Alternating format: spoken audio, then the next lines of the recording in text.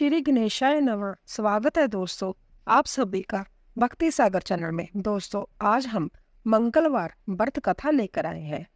मंगलवार व्रत उन जोड़ों द्वारा रखा जाता है जो पुत्र प्राप्ति की इच्छा रखते हैं। अन्य लाभों में भी परिवार में खुशी शामिल है। जो लोग ज्योतिष में विश्वास करते हैं वह मंगल ग्रह से जुड़े हानिकारक प्रभावों को कम करने के लिए इसका उपवास रखते हैं। मंगलवार का पूरे दिन का उपवास होता है। भक्त जो मंगलवार का उपवास करते हैं वह केवल एक ही समय भोजन लेते हैं, जिसमें आमतौर पर गेहूं और गुड़ से बना कोई भी भोजन शामिल होता है।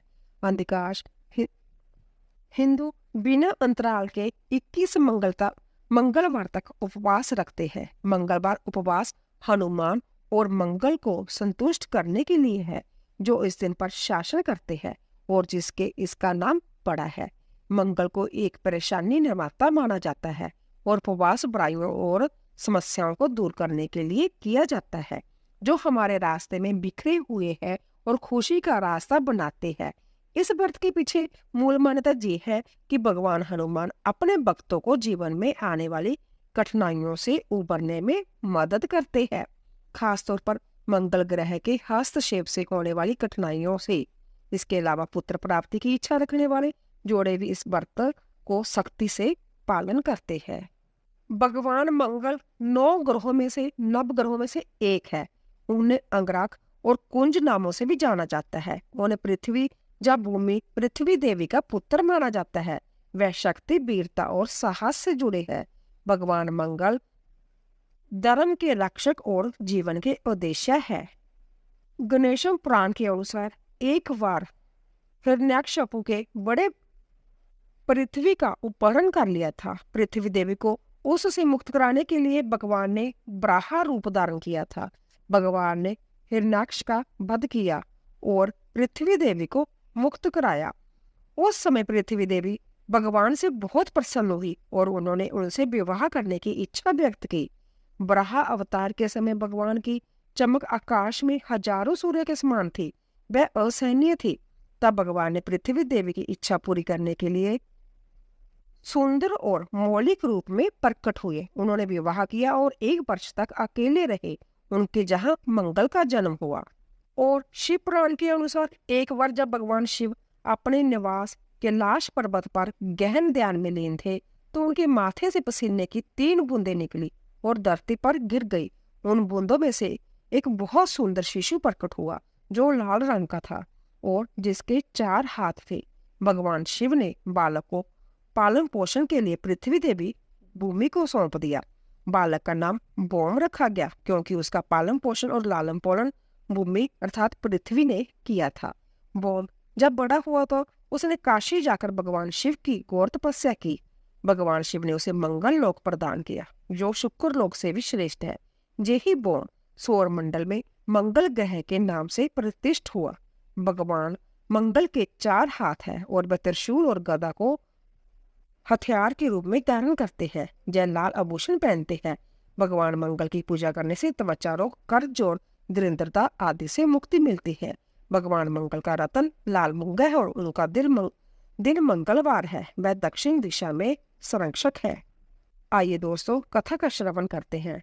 एक बार एक ब्राह्मण का बेटा था। उसकी शादी कम उम्र में ही कर दी गई थी। वह अपनी पत्नी को वापस लाने के लिए अपने ससुर के गांव गया। उसके ससुराल वालों ने उसका दिल से स्वागत किया और उसे खाने के लिए बेहतरीन व्यंजन दिए। लड़के ने अपने ससुर से कहा, कृपया अपने बेटी को मेरे साथ भेज दीजिए। मेरी माँ बीमार है, उसकी देखभाल करने वाला कोई नहीं है। ससुर ने कहा, जय तो ठीक है, पर हमने उसे कपड़े और पैसे देने की पूरी तैयारी नहीं की। लड़के ने कहा, हमारा परिवार इतना गरीब नहीं है कि हर बार ऐसे प्रस्ताव स्वीकार कर ले। तुम अपनी बेटी को मेरे साथ भेज दो। लड़के की सास ने फिर आपत्ति जताई और कहा, मेरी बेटी अभी अभी शादी करके आई है और बहुत सुंदर है। वह सोने के गहने पहनेगी। यात्रा के दौरान उसकी सुरक्षा की गारंटी कौन लेगा? लड़के ने कहा, मैं उसकी रक्षा करने के लिए काफी बहादुर हूँ। मेरा मांसल शरीर देखो। सास ने कहा, जय मांसल शरीर नहीं बल्कि मन है जो हमारी रक्षा करता है। लड़के ने कहा, मुझे बिना दिमाग के मत समझो। ससुर और सास ने दामाद के साथ कुछ देर तक बहस की और आखिरकार अपनी बेटी को उसके साथ भेजने पर सहमत हो गए। युवा पति पत्नी दोनों गांवों की ओर यात्रा शुरू की। मंगलवार का दिन था। मंगलवार का दिन मंगल देवता को समर्पित है। वह इस दिन के सेनापति है। मंगल ने ब्राह्मण की सुंदर पत्नी को देखा। ऐसी सुंदरता देखकर वह चकित रह गया। वह जादू टोना जानता था। उसने ब्राह्मण के बेटे का वेश बना धारण किया और लड़के के से कहा, वह मेरी पत्नी है। तुम कौन होते हो उसके साथ जाने वाले? उसे मुझे दे दो, नहीं तो मैं तुम्हें मार डालूंगा। ब्राह्मण का बेटा अपने जैसे ही एक आदमी को देखकर घबरा गया। उसने कहा, तुम एक भूत हो, तुम एक धोखेबाज हो। वह मेरी पत्नी है, मैं उसे तुम्हें कैसे दे सकता हूँ? महिला दोनों के बीच अंतर नहीं कर सकी। वह हैरान होकर वहीं खड़ी रही। कुछ ग्वालों ने उनके झगड़े को देखा। वह उनके पास गए और उनके झगड़े का कारण पूछा। ब्राह्मण के बेटे ने कहा कि वह मेरी पत्नी है, यह आदमी धोखेबाज है। वह झूठे वेश में मेरी पत्नी को ले जाना चाहता है। यह वह आदमी नहीं है जिसने इस महिला से विवाह किया है। मैं उसका असली पति हूँ। ब्राह्मण के बेटे की आड़ में मंगल ने कहा, वह मेरी पत्नी है और मैं उसका असली पति हूँ। ग्वाले उनके दावों से भ्रमित हो गई। एक ग्वाले ने महिला से पूछा। महिला ने कहा, मेरी शादी बहुत छोटी सी उम्र में हो गई थी। मैंने बहुत सालों के बाद पहली बार अपने पति को देखा है। मैं दोनों में अंतर नहीं कर सकती। मामला और भी पेचीदा हो गया। एक ग्वाले के मामले की गंभीरता को बांप लिया। वह देख सकता था कि उनमें से एक आत्मा है। वह जानता था कि एक ऐसी आत्मा से कैसे निपटना है। उसने कहा, एक टोंटी वाला मिट्टी का बर्तन ले आओ। मैं इस महिला को उसके असली पति को सौंप दूंगा। उन्होंने एक कच्चा करवा या टोटी वाला बर्तन मंगवाया। ग्वाले ने कहा, यह महिला उस व्यक्ति की है जो इस बर्तन में इसकी टोटी से प्रवेश कर सके। ब्राह्मण पुत्र ने कहा, ये अन्याय है, मैं इस गड्ढे में प्रवेश नहीं कर सकता। ग्वाले ने कहा, तो तुम धोखेबाज हो, तुम्हें मेरे आदेश का पालन करना पड़ेगा। ब्राह्मण पुत्र चुप रहा। वह असहाय था। मंगल ने कहा, वह मेरी पत्नी है, मैं इस गड्ढे में इसकी टोटी में प्रवेश कर सकता हूँ। चतुर ग्वाले ने कहा, यदि तुम इस गड्ढे में प्रवेश करोगे तो वह तुम्हारी पत्नी हो जाएगी। मंगल एक आत्मा के रूप में था। वह अपने शरीर को किसी भी आकार में बदलने की कला जानता था। वह टोंटी के माध्यम से बर्तन में प्रवेश कर गया। चरवाहे ने टोंटी को एक तंग कारक से बंद कर दिया। मंगल बर्तन में कैद हो गया। वह इससे बाहर नहीं आ सकता था। उसका बच पाना असंभव बनाने के लिए चरवाहे ने जमीन में एक गहरा गड्ढा खोदा और उस मिट्टी के बर्तन को उसमें डाल दिया और गड्ढे को भर दिया। ब्राह्मण का बेटा खुश था। उसने चरवाहे को उसकी बुद्धिमत्ता और ज्ञान के लिए धन्यवाद किया। उसी दिन से यह मान्यता चली आ रही है कि मंगलवार के दिन किसी को भी जमीन नहीं खोदनी चाहिए, ताकि मंगल की शैतानी आत्मा हमेशा के लिए धरती के अंदर ही रहे। दोस्तों, दूसरी कथा के अनुसार मंगलवार का दिन लोरा हनुमान को समर्पित है। भक्त दोपहर में अपना व्रत खोलने से पहले इस कथा को सुनते हैं। पहलवान इस दिन अपने शरीर को मालिश नहीं करते ताकि बाल न जड़े। कुछ पहलवान मंगलवार को आराम का दिन मानते हैं। एक बार एक बुढ़िया थी। वह मंगलवार का व्रत रखती थी। उसे हर तरह की समृद्धि प्राप्त थी। उसके बहू उसे हर मंगलवार को 4 रोटियां देती थी। वह हनुमान मंदिर में जाती और वहां 2 रोटियां चढ़ाती। बाकी 2 रोटियां वह खुद खा लेती थी और संतुष्ट हो जाती थी। एक बार बहू ने अपने बच्चों से कहा कि वह अपनी दादी के पीछे पीछे चले और उनकी गतिविधियों पर नजर रखे। उसके पोतों ने कहा कि उनकी दादी ने भगवान हनुमान को 2 रोटियां चढ़ाई है और बाकी 2 रोटियों से अपना व्रत तोड़ा है। उन्होंने इस बात की जानकारी अपनी माँ को दी। उनकी माँ ने सोचा कि बुढ़िया 2 रोटियां बर्बाद कर रही है और इसीलिए उसने 2 रोटियां ही पकाने का फैसला किया। अगले मंगलवार को बहू ने उसे सिर्फ 2 रोटियां ही दी। बुढ़िया हनुमान मंदिर गई और 1 रोटी हनुमान को अर्पित की और बची हुई रोटी से अपना व्रत तोड़ा। उसके पोतों ने उसे देखा और अपनी माँ को बताया। उनकी माँ ने सोचा कि बुढ़िया 1 रोटी बर्बाद कर देती है और उसने उसे सिर्फ 1 रोटी देने का फैसला किया। बुढ़िया ने आने वाले मंगलवार को 1 रोटी ली और हनुमान मंदिर गई। उसने आधी रोटी भगवान हनुमान को चढ़ाई और बाकी आधी रोटी से अपना व्रत तोड़ा। उसके पोते ने जय देखा और फिर से अपनी माँ को बताया। उनकी माँ ने सोचा कि बुढ़िया अपने परिवार के खर्च पर अपना खाना बर्बाद कर रही है। उसने मंगलवार को उसे कोई रोटी न देने का फैसला किया। बूढ़ी औरत खाली हाथ हनुमान मंदिर गई। उसके पास चढ़ाने के लिए अब कुछ भी नहीं था। भगवान हनुमान एक छोटे लड़के के रूप में उसके सामने प्रकट हुए और कहा, हे बूढ़ी माँ, तुम्हें क्या तकलीफ है? बूढ़ी औरत ने पूरी कहानी छोटे लड़के को सुनाई। छोटे लड़के ने कहा, तुम इस मंदिर के पीछे अपनी एक झोंपड़ी क्यों नहीं बना लेती? मुझे अपना बेटा समझो, मैं तुम्हारे लिए भोजन की व्यवस्था करूंगा। ऐसे परिवार के साथ रहने का क्या फायदा जो अपने बुजुर्गों की परवाह नहीं करता। बुढ़िया सहमत हो गई और झोंपड़ी में रहने लगी। हर रोज छोटा लड़का उसके लिए एक मग भर दूध और एक लोटा चीनी और मक्खन चूरमा मिलाकर लाता था। अब उसका जीवन बहुत सुखी और शांतिपूर्वक था। बुढ़िया की बहू दिन व दिन गरीब होती जा रही थी। गरीबी के कारण घर में अनचाहे झगड़े होने लगे। उनके पास खाने के लिए अब बहुत कम था। एक दिन उसने अपने बच्चों से कहा, अपनी दादी के पास जाओ और देखो कि वे क्या करती है। बच्चे अपनी दादी के पास गए। बुढ़िया ने उनका स्वागत किया। उसने उनके साथ दूध और चूरमा बांटा और उनसे रोजाना उसके पास आने को कहा। बच्चे अपने घर वापस गए और अपनी माँ को पूरी बात बताई। उसे जज जानकर आश्चर्य हुआ कि बुढ़िया कमजोर होने की बजाय स्वस्थ और तंदुरुस्त थी।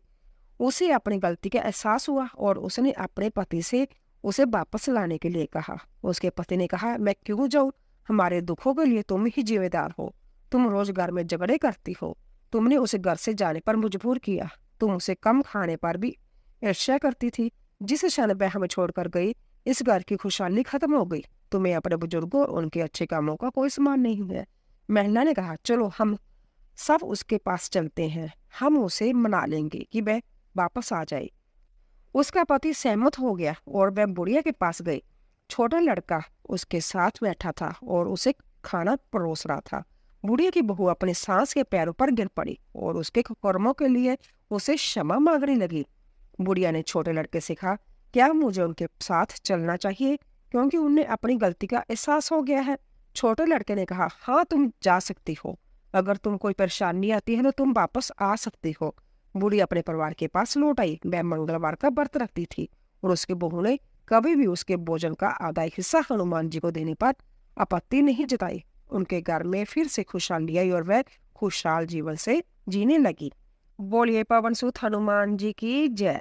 आइए दोस्तों, तीसरी कथा सुनते हैं। अवांछित संदेह, शंका या अविश्वास परिवार में दुख पैदा करता है। एक ईश्वर पर अटूट विश्वास सुख लाता है। पवित्र जीवन संदेह से परे है। एक बार एक ब्राह्मण दंपति था। वह निसंतान था, इसीलिए उनका जीवन बहुत दुखी था। ब्राह्मण भगवान हनुमान को प्रसन्न करने के लिए जंगल में गया। वह अपनी प्रार्थना में संतान की कामना करता था। उसकी पत्नी भगवान को प्रसन्न करने के लिए मंगलवार को व्रत रखती थी। वह मंगलवार को भगवान हनुमान को प्रसाद चढ़ाने के बाद ही भोजन ग्रहण करती थी। एक बार उसने पूरे दिन कोई विशेष व्रत रखा था, इसीलिए वह हनुमान को प्रसाद नहीं चढ़ा सकी। उसे इस बात का बहुत अफसोस हुआ और वह खुद को दोषी मानने लगी। उसने आने वाले मंगलवार तक व्रत रखने का फैसला किया। उसने खुद से कहा कि वह हनुमान को प्रसाद चढ़ाने के बाद ही भोजन करेगी। वह लंबे उपवास के कारण कमजोर हो गई और बेहोश भी हो गई। हनुमान को उस पर दया आ गई और वह एक बच्चे के वेश में उसके सामने प्रकट हुए। हनुमान ने कहा, मैं तुम्हें एक सुंदर पुत्र का आशीर्वाद देता हूँ। वह हमेशा दिन रात तुम्हारी सेवा करेगा। फिर वह महिला को आशीर्वाद देकर गायब हो गई। सौभाग्य से उस स्त्री को एक सुंदर पुत्र की प्राप्ति हुई। उसने उसका नाम मंगल रखा। कुछ महीनों के बाद ब्राह्मण घर लौटा। उसने देखा कि एक सुंदर बालक उसके आंगन में खेल रहा है। उससे संदेह हुआ और उसने अपनी पत्नी से पूछा, यह किसका बालक है? क्या तुमने व्यभिचार किया है? स्त्री ने विनम्रता पूर्वक कहा, मेरे प्यारे पति, मैं एक पतिव्रता स्त्री हूँ। मैं आपकी अनुपस्थिति में हनुमान जी को प्रसन्न करने के लिए मंगलवार का व्रत करती थी। उन्होंने मुझे यह बालक दिया है। कृपया मेरी बात पर विश्वास करें। ब्राह्मण चुप रहा, लेकिन उसके हृदय में हर क्षण शंकाएं उमड़ने लगी। स्त्री विवश थी। एक दिन ब्राह्मण पास के कुएं पर स्नान करने जा रहा था। स्त्री ने उनसे कहा, कृपया मंगल को भी अपने साथ ले जाइए। वह काफी बड़ा हो गया है। वह आपके स्नान के लिए जल लाएगा। वह आपकी पीठ भी सहलाएगा। ब्राह्मण ने सहमति जताते हुए लड़के को अपने साथ ले लिया। उसने सोचा कि यह अच्छा मौका है कि उसे कुएं में धकेल दिया जाए और पापी बच्चे से हमेशा के लिए छुटकारा मिल जाए।